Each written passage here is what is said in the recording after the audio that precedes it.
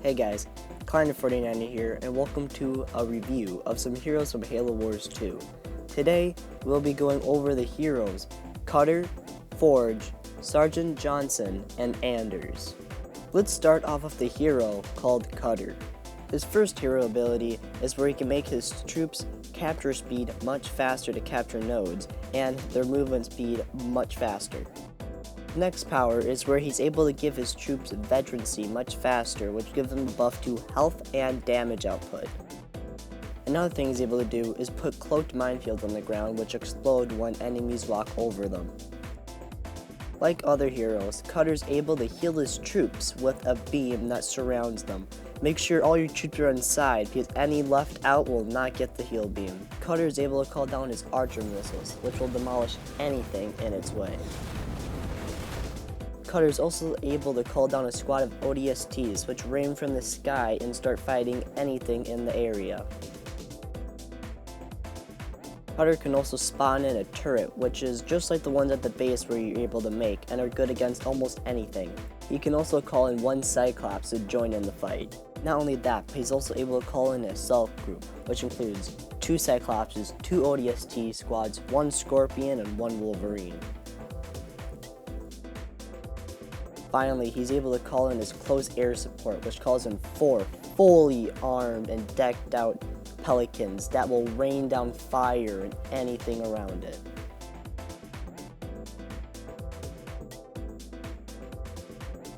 Now we move on to Forge.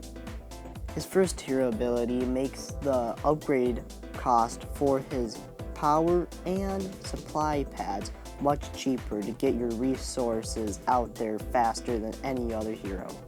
Forge is able to have his troops take less damage at the cost of movement speed with any troops within the circle. Like Cutter, he is also able to call down cloaked mines that will blow up any enemies that walk across them. Forge is able to transport his troops almost anywhere in the map using his pelicans. Forge is able to call down his scatter bombs, which fall from the sky, which are great against buildings and infantry or vehicles. Like other heroes, Forge is able to call down a heal beam, which will heal his troops, vehicles, and buildings. Forge is able to use his pelicans to call in Kodiaks, which are great mortar vehicles. Forge can make it where his production of vehicles is cheaper and faster, which ground vehicles are his huge advantage.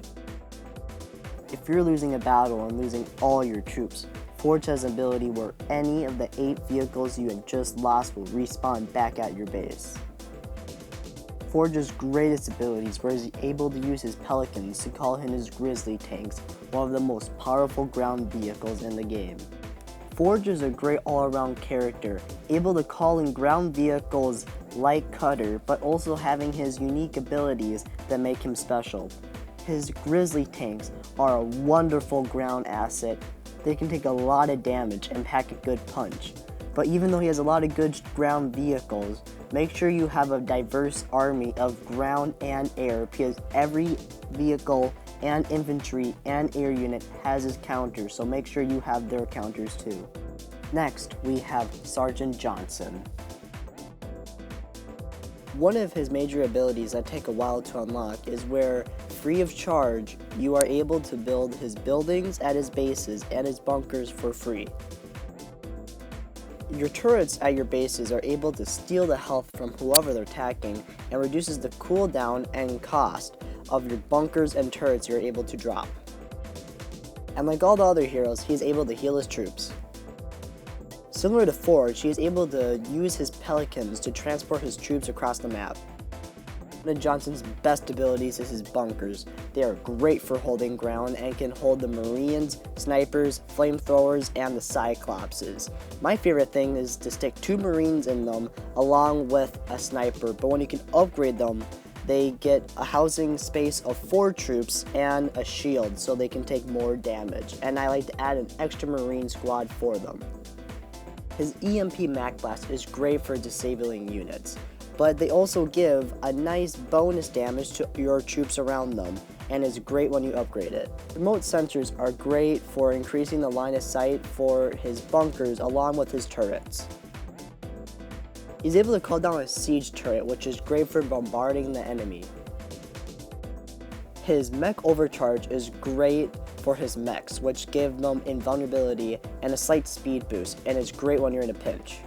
Like Forge, he's also able to do combat salvage, which any mechs or vehicles that die as that is activated will respawn back at your base, only 8 of them though. Johnson is a great all-around hero, and his bunkers make him excellent for defense. His mechs are also very valuable, in which they are a great counter to almost everything and have a high damage output. Overall, they're one of the best all-around ground units you can get. I usually have to pair them with some kind of heal unit because they don't take a lot to die. Finally, we have Anders. First ability is where all the upgrades for her units cost less and take less time, and as an added bonus, her turrets also have shields. Like other heroes, she also is able to heal her units.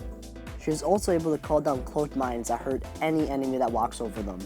One of her abilities you want to unlock early on is where she is able to make her sentinels at her base. She is also able to call in a swarm of sentinels that are great for distracting and hurting enemies around them.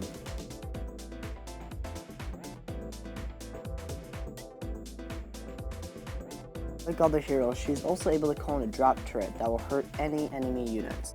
Another great ability she has is that her Kodiaks and siege turrets are able to deploy sentinels when their bombs explode.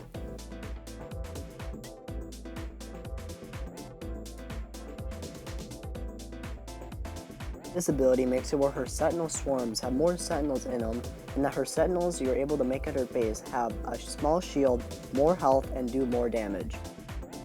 Her sentinel network is a different kind of sentinel swarm that spawns in 3 waves of sentinels that go across the map. Lastly, she is able to call in a retriever sentinel that can take a ton of damage and deal a ton back out.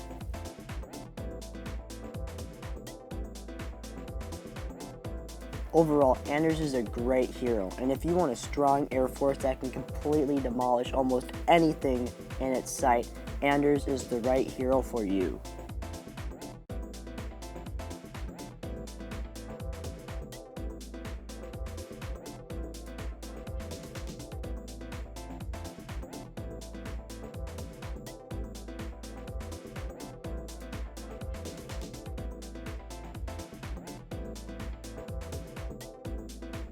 But, as Anders, watch out for Wolverines because they are the best anti-air vehicles out there.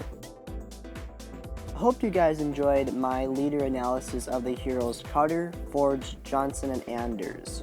If you guys want to hear another hero analysis of the other Halo Wars 2 heroes, subscribe, comment, and like this video.